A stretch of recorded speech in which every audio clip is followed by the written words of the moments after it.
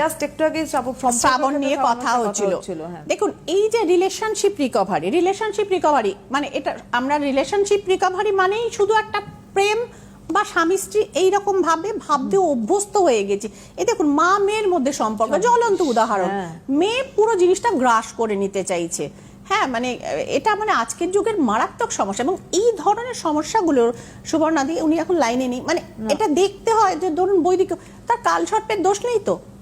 আচ্ছা, মানে কালসর্পের দোষটা থাকলে না মানে মানে মাঝ বয়সের পর থেকে মানে সন্তানরা তাকে বড় দুঃখ দেয়, কারণে অকারণে সন্তানদের দ্বারা মানুষ গভীর মনোকষ্ট মানে কিন্তু মনোকষ্টে রয়েছেন, পরিস্থিতি নিয়ন্ত্রণে বাইরে প্রচন্ড মনোকষ্টে রয়েছেন, তার সাথে বিরোধিতা করছেন কি তারই রক্তের মানুষ, তার সন্তান।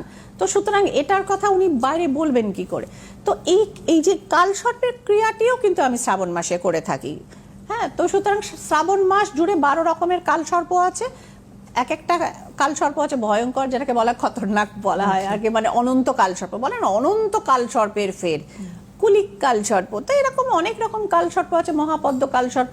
যাই হোক, কিছু কিছু কালসর্প যেটা রয়েছে তো সেই এবং কিছু কিছু কালসর্প আছে, ধরুন একটা আছে যেমন কর্কটক কালসর্প, মানে ধরুন আপনার বিরোধী পক্ষ সে আপনাকে এমন কথার ছোবল দিল না, মানে আপনি সেই মানে ভুলতে পারছেন না, এমন আঘাত দেবে, এমন আঘাত মানে সেই মানুষ আর কিসে আঘাত দেবে, সবাই মানে কথাতেই আঘাত দেবে।